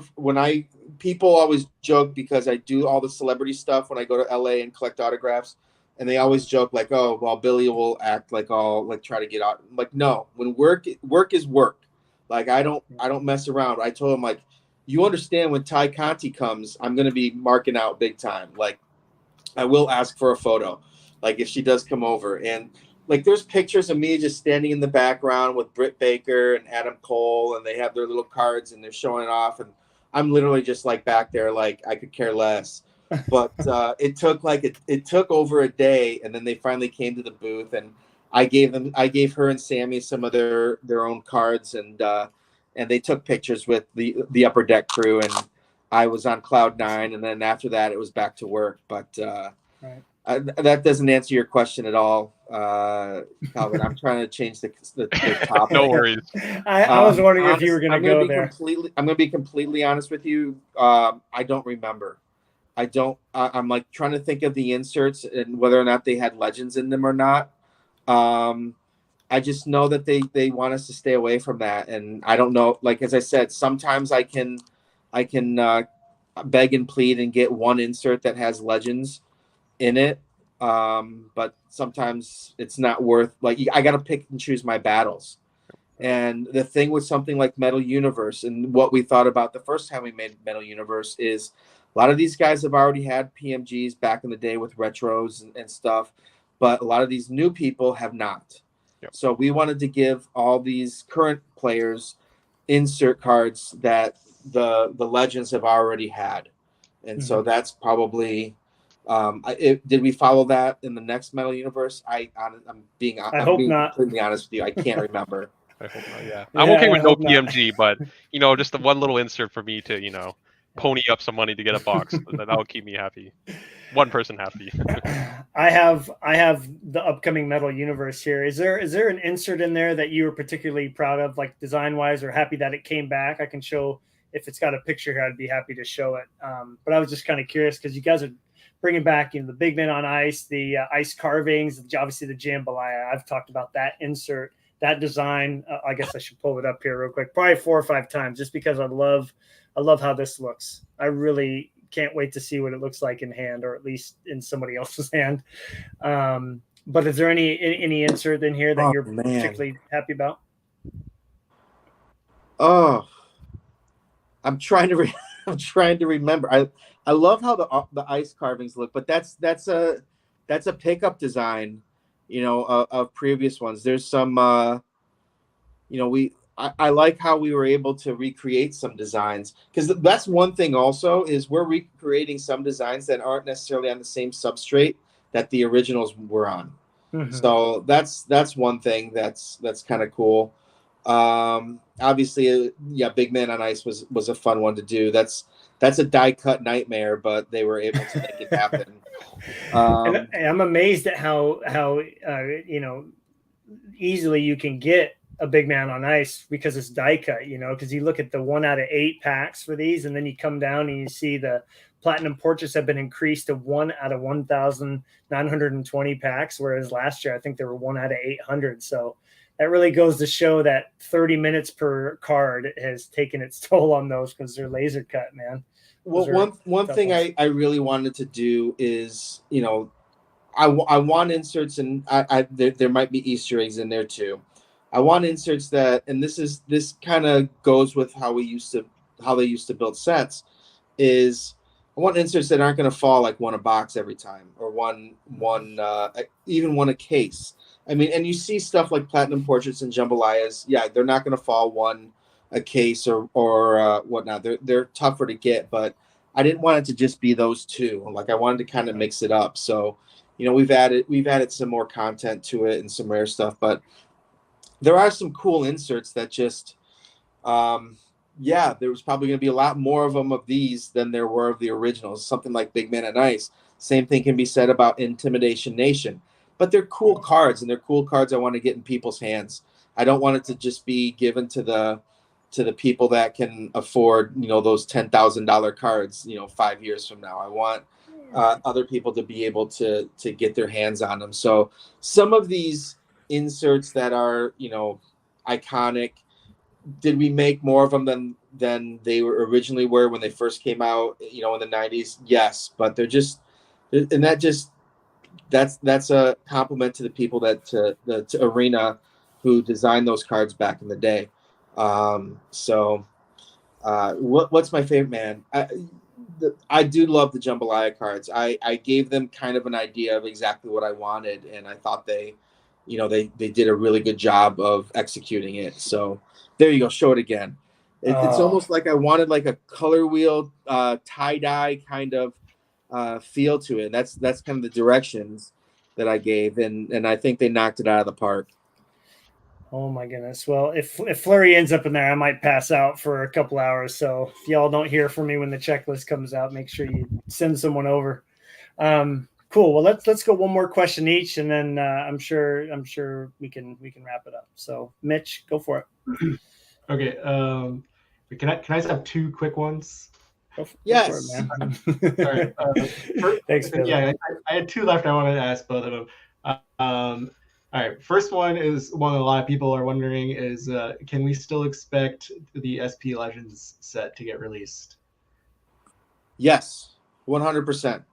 I'm excited about that set. Like I built Chronology, which was a learning lesson on what we can actually get from the alumni, so like the deal with the Alumni Association and people signing and stuff like that. And then this is the second set that's built upon our alumni deal. And what better way to, SP. Here's the thing is there are people that produce sets with legends in it. But how many of those sets have base cards? How many of our sets with legends have like common base cards? There might be like 10 guys sprinkled in there. But you got a full base set and a huge base set of cards. And I want, like I told people, I get cards autographed. I wanted to build a set that not only had great content, but had, I even thought about the base cards. I wanted a set where these people can take these cards. Now there's something for these guys to sign. Modern, like not like old from the 70s, but a modern card that gives them a nice, clean white background space that they can sign their autograph. And, I'm really excited. One of the things, and I don't know if it's going to happen. I will, we're trying, and I think it's in the checklist, and we'll see if it happens. But you might see Wayne Gretzky's first Arizona Coyotes card. Whoa! We go. There's an insert behind the bench of players that have gone on to coach. So like Wah will have, I believe Wah's in the set, and I purposely built this insert because I want a Wayne Gretzky Arizona Coyotes card. That's so you heard it here first. Wow. But that'll be interesting. People always said that Wayne had a difficult time in St. Louis, and we were kind of afraid to build cards of him as a Blues, and then we kind of asked, and he had no problem with it. So that's why you started seeing some Wayne Gretzky Blues cards, because he didn't have a problem with it. So I'm hoping that he doesn't have a problem as an Arizona Coyote coach. Awesome. But and there's just so many legendary names in there. We definitely had to like pull guys like Scott Niedermayer out of the set because who wants him, and stuff like that. And go on. Instead, add guys like Mike Vernon in there. The important players that win. Yeah, I like it. Spicy answer. I like. That. I had to beg and plead for Mike Vernon for years. Luckily, we got this alumni deal because our brand manager at the time, or my brand manager, just used to constantly harass me about his days with Calgary, about how Calgary would score like 7 goals because he'd give up 5 goals, and that's how they won the Stanley Cup. So I was just like, but did you see him throw down with Patrick Waugh? That in itself. Yeah. Oh, I think there is I think there might be a dual Waugh Vernon card in there. Don't quote me on it, but I know that was something I requested for the dual SIGs. Mitch, you had another one real quick, right? Yeah. Just real quick, Scott Niedermayer has way more cups than Mike Vernon. Not way more. Vernon's got 2. Niedermayer is 4. 4, yeah. Yeah. I thought he had Yeah. 3. My bad. Got that one with the Ducks. No, Yeah, my- I remember the one with the Ducks too, because that was the rivalry for a while too. That's why Corey Perry is one of my least favorite players. I mean, a lot of people hate Corey Perry. Yeah, yeah. But my second question is sorry, also a cup question. But Go for it. it seems like one of people's least favorite like staple subsets is the scripted swatches. And Oh. an idea I've had for them, so I'm really just pitching you here, is to put a piece of acetate over the patch and then have them sign that, so that you won't have issues of like the ink bleeding out into the patch, or like struggling to like sign over the stitching, like that kind of thing. Because some of them have been really busy. I think that would solve it. I think people would like it. I don't know if that's possible. We've heard concerns about scripted swatches. I'll just leave it at that. Okay. Okay. Good. That's awesome. Cool. Kelvin, last final question. Well, 2. I was gonna ask you a couple of personal questions. Oh, cool. Who is your favorite Detroit athlete of any sport? And if you have a Grail card, if you haven't obtained it, but what is your Grail card? Love it. Oh man, favorite Detroit athlete. I can't just go sport by sport. You want it makes it easier for you. You go sport by sport. Favorite. So Dennis Rodman's my favorite Piston. Even though I really like Chauncey Billups too, Rodman was my guy. Detroit, man. See, I used to have longer hair and no beard, and people would say I looked like Maglio Ordonez, but and I was a young kid during the 80s, so that was a big deal. But I honestly, like, man, I love JV. I've been following him forever, but I'd say my favorite is probably Curtis Granderson for the Tigers. The guy's a class act. Like, he jumps on that list because of who he is. I mean, I think he's won the Roberto Clemente Award. I've met him a few times. Couldn't have been nicer. The guy has the longest fingers I've ever seen. Like, he shook my hand, and I think his fingers went like to my wrist. I was just like, now I see why you play center field and have that big glove. Yeah. So yeah, I'd say that Curtis Granderson is probably my favorite Tiger. My favorite Red Wing, man. Like I think I have to go with him. Lindstrom was my favorite, like playing, but like hometown hero. I explained this to Matt. When you win a national championship in the final minute of the game for your Michigan State, and then go on to play for the Griffins and for the Red Wings, Justin Ablocator has been my boy for quite some time. Bertuzzi's my favorite right now, although I love these young guys. Siders was a pleasure to watch this year, and Raymond too. Sider was on a different level defensively, and some of the stuff when I went to a couple games watching Raymond play was amazing also. What sport does that leave me? Oh, well, Barry Sanders. No, I knew it was coming. It's right there. Yeah. But if you want a second favorite Lion, you're gonna laugh. But the dude played on the team for like 25 years, and that'd be Eric Hansen. It's like you gotta give the kicker some love, because I used to play soccer, so I was a big. I actually tried out for the Grand Valley State football team, which is funny because the coach at the time was Brian Kelly, who's now the LSU coach. And he came to our soccer tryouts because he had recruited a guy that just came off a knee operation.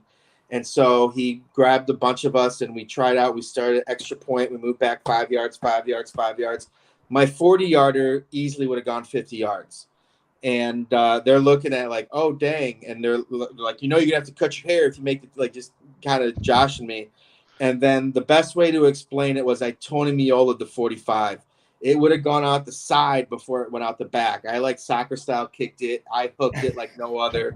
And one guy ended up making it, or two guys made it, and they ended up taking one of the guys. I made it to the final three, but I joke and say I got to try out for Brian Kelly. Grail card, man, that's a tough one. You can organize by sport too if it makes it easier. Well, I'm looking at my cards right now. Hockey is probably my Iserman Supreme. My Iserman Supreme. Here, I'm gonna run over. Give me 2 seconds. Perfect, You guys even better. Nice. talk to each other. I think it's really cool that, you know, we would all be the same if we were in Billy's position building these sets. Maybe it would be easy for me to say this, but I would be more excited to like find that card come back, you know, because you're building it. You're not physically building it, but you're putting these players in sets, and then to see the card get made and then buy it later, that's like full circle. I love it. Yeah, I'm curious what he picks. Yeah, here I am. Second. I'm glad you asked that question too, Kelvin. I'm glad we got it. And then I definitely got to ask Brady's question, you know, especially to show him some. Does he have a picture of like the whole thing? I don't think he does he?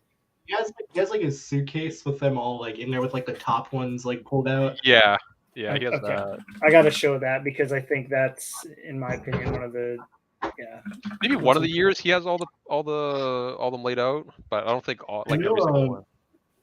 I know the Acetate Girl account has all of them laid Getting out. closer. Okay, that's right. She does. Go. I'll just show him the suitcase and then mention that he's finished, because I think that might be the toughest one to ever put together. That's non-cup, you know, for sure. Kelvin, I'm glad that you asked that question. Is Brodeur in the metal universe? I want him to be in there so bad, dude. I'm telling you. I just need one insert to keep one boy happy.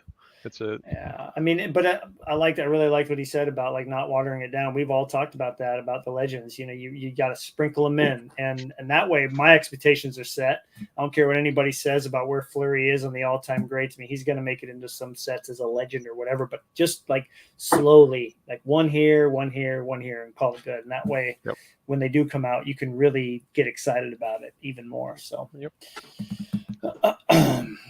cool. Almost done. Okay, great. That's awesome. I'm trying to think of other than that. I'm kind of curious too about you know, there were some reports about like acetate cards being hard to create again, and Synergy is such a fun set. I'm quite curious if that's going to happen or not, because that was.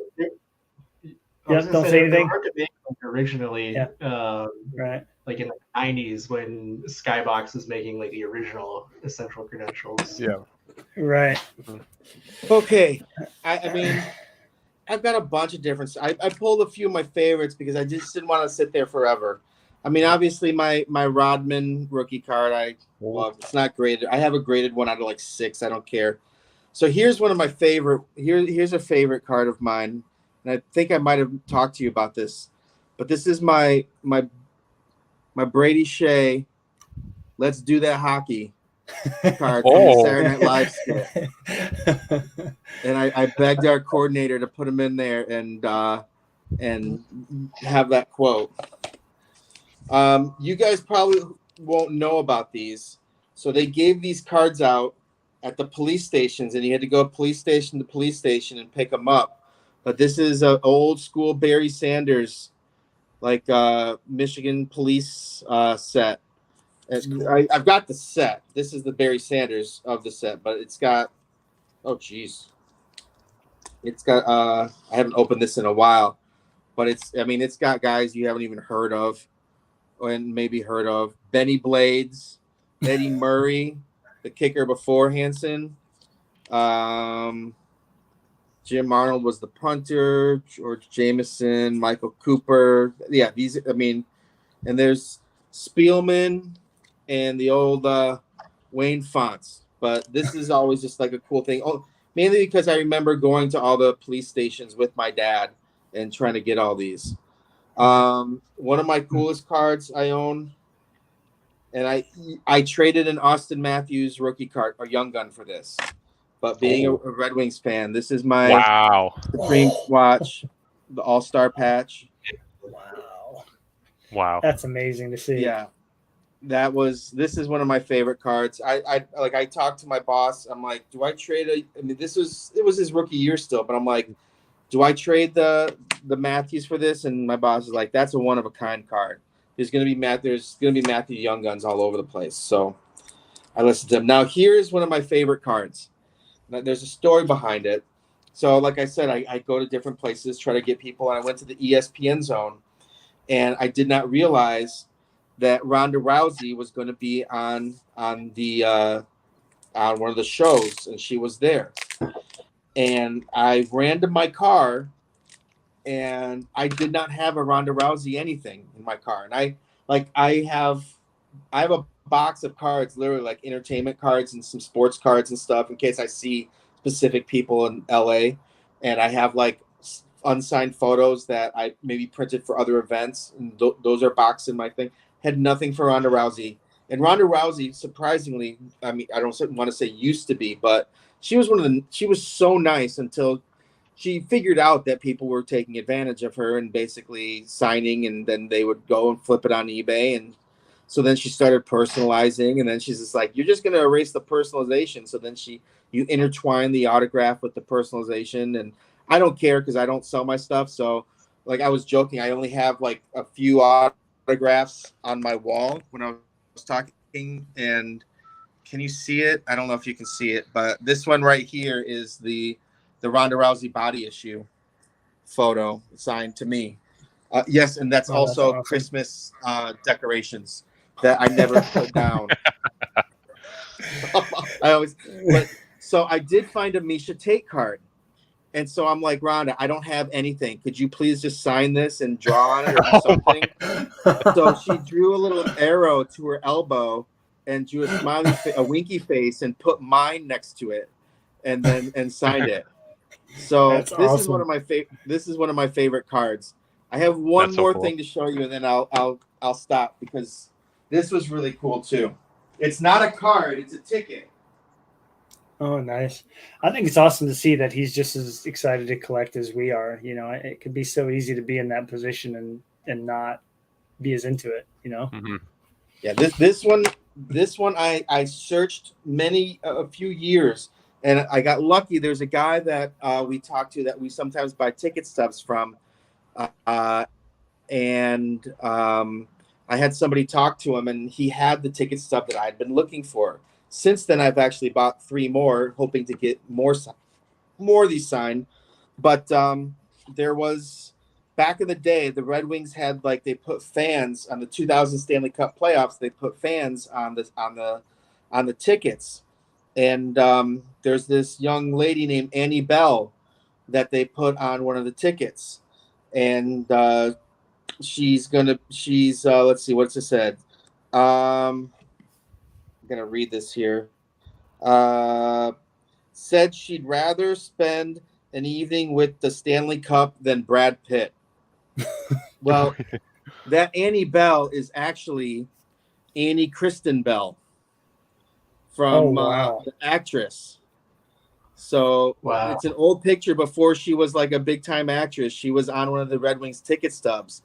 Wow. So I went to the Bad Moms 2 premiere, and I brought it with me, and I'm just like, Kristen, I go, I've got one of your old, and I wore a Red Wings jacket too, because she actually, her first date with Dax was they went to a Red Wings Kings game. Oh, cool. And I'm like, she's like, where did you find this? I'm like, I have been looking for this for years, and I finally got it.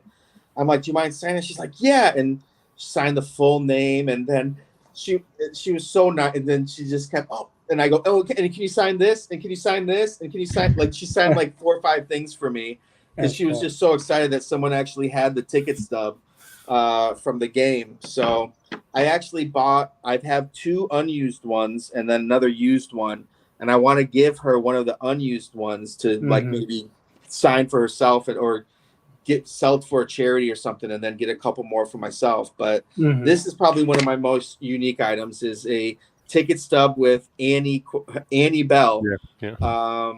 The only thing that sucks is I don't think this free Crazy Bread coupon is good anymore. Dang it! I know. You should get free Crazy Bread for a year having it like that, right? Exactly. So that was a great question there, and thank you for letting me run around my apartment. And now I've made my mess of cards over there even messier because now I have to put everything back. But and then I've got. You want to know what's close? I have. I think it was 78 tops. Had some of them like for the Tigers. I was mentioning like I was a kid during the '84 World Series, and that 78 set is either 78 or 79. Has those 4 rookie cards, and one of them is Alan Trammell, one of them is Lou Whitaker, one of them is Jack Morris, and one of them is Lance Parrish. And so I have all 4 of them kind of together. And those are just kind of cool cards. I don't really have, I have a George Kell autograph. I have a Verlander autograph and some other stuff, but I don't really have like a standout baseball card, unfortunately. Oh, that's awesome to see all those. Thanks for sharing those with us. Yeah, it was awesome to see all that. No worries. Not just the Eisman, but to hear the stories behind it. That's what we all, enjoy hearing the most is the stories behind the cards. I mean, I had to make sure Brady would originally going to be here. He couldn't make it, unfortunately, but I did want to show you what he's put together. He has the complete, minus this year, he hasn't finished it. This is just part of it, the complete acetate Young Guns set. Oh, wow. From like the master set. And he that's his thing. And the fact that he was able to put that together is just spectacular. And he wanted to know, was there ever a plan, or is there a plan to get guys like, Wayne and Lemieux and, Yager and so forth in the retro acetate Young Gun runs at some point? Because you guys did some really cool ones recently. You had, I think Forsberg, right, was in there from a while ago. I love the way that card looks with the Nordiques uniform. We all really dig that.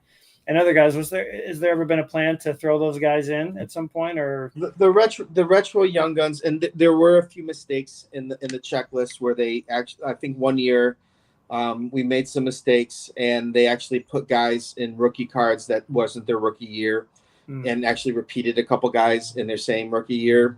So that was a little frustrating, but it's kind of just set up for if they've had Young Guns, to be honest with you. I enjoy doing the retro ones. It's kind of difficult to figure out how to make designs for some of the older ones. Like we had one and it was so bad, we literally pulled them all because we're like, this doesn't look anything like the design. It just, sometimes when you look at a piece of paper and what the design looks like, but then you see it in real life, it's a little bit different. And it was a little bit different, we'll just say. So we actually pulled it. I love the one I want is the Lindstrom one. I think that one looks gorgeous. I love it. We made that one, but I don't know if we can necessarily do that. I think that legendary set where you're going to have like the Future Watch cards of legends. I know it's not acetate Young Guns, but at least it's kind of like an iconic rookie card with legends on it. But I'm not sure if we're going to necessarily do the acetate Young Guns. Or are you trying to get me to do it, and you're just basically saying, not asking the question, but just saying, why don't you do that? No, that's just, Brady is so passionate about collecting that set, not just the actual acetate Young Guns, but the retros too. And he, as soon as he knew that you were coming on here, he's like, oh, we got to ask him about this. So I wanted to make sure that we were able to show you his part of his complete set and also ask that question. But on my last question, it's not even anything crazy. It's regards to acetate cards. Is synergy still going to happen? Because I, for one, I love that set. Yep. I love that it reminds me of EX in a way, and I love that it's different and unique. And so I'm hoping that's going to happen still. Synergy was one of those sets that for some reason it just didn't get the love initially, but we still believed in it. And we kept building it. And one thing that we've done with Synergy is actually I think we found it, like we still make physical Synergy cards. Well, not that e-pack is digital, but we still make the hobby packs. But we found that Synergy has a great home on e-pack. And it does that because Tony's built an amazing achievement program for it. And like you said, like, oh, they're going for the achievements, and then when they send the cards home, they're like, oh, these are actually really nice cards, because they are. And I don't understand why it didn't initially get the love. The EX stuff wasn't like retro EX stuff, just wasn't what it is now for people, enjoying it. Like, you didn't really hear people talking about essential credentials or anything like that. It was just kind of like ho hum. And each year I hear more and more people like you, Matt, saying that they like it and they continue to collect it. So Synergy will be coming back, and it'll do well. It's doing better and better each year, in my opinion. Those Cast for Greatness metal cards, I mean, those are right up my nostalgic 90s collector heart, because, Molten Metal did a set, and like every other pack had this metal card in it. And those are just, those are awesome. I love what's those. frustrating sometimes with these old sets too is we didn't there was no copyright on some of the names of these sets. And since then, other people have trademarked either the name of the inserts, or other companies have used the same, like basically tried to get love off of the same insert, even though, I mean, we don't have a basketball license. So, maybe some of the insert names for basketball don't make sense for hockey, and they have since used them since we haven't used them or trademarked them. So, we're going back through and doing a lot of trademarking, but there have been some inserts that have changed names because of trademark reasons. So those 90 inserts, like maybe Molten was already used and he had to put Cast for Greatness, because I don't know. I didn't build the set, but I know I've run into that instance a few times for sure. Well, I guess to wrap it up on my questions or comments, I'm speaking for Kelvin and I that we would love to see Essential Credentials come back someday in hockey. I know that's a big ask, because they're just like on this monumental platform when it comes to the 90s ones, but they sure look amazing. And if you guys ever do them again, I can't wait, because I know they're going to do really well. They're so beautiful and iconic at this point. So that's all I'm going to say on that front, because Kelvin, I'm surprised Kelvin didn't say, okay, my last question, are Essential Credentials coming back? Because we've talked about it a lot, but you don't want Kelvin breaking the internet. I'm just saying. I mean, if you said, and we're going to get certain players in them too, the internet would just fall apart on my computer right now. So cool. Well, Mitch, any closing thoughts on your end, Mitch, before we wrap up?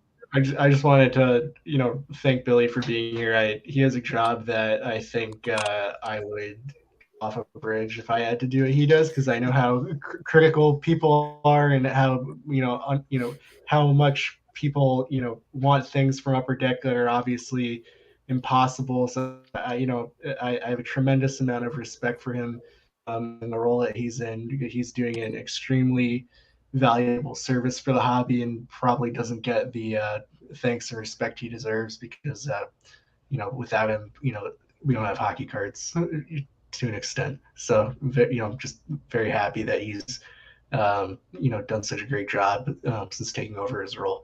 So I just have a lot of respect for you. Appreciate it. Thank you. Kelvin, any closing thoughts? Yeah. Thank you again, Billy, for coming on, and love all the information that you can provide us. I know, you can't give out too much.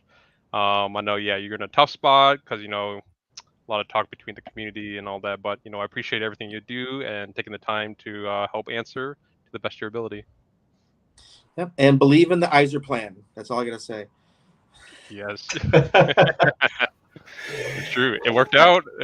People doubted him, but it worked out. Right.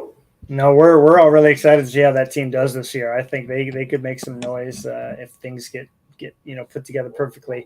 Yeah, Billy, and thanks again for being willing to come on here. I mean, 2 hours of sharing information with us and everybody listening that's going to listen.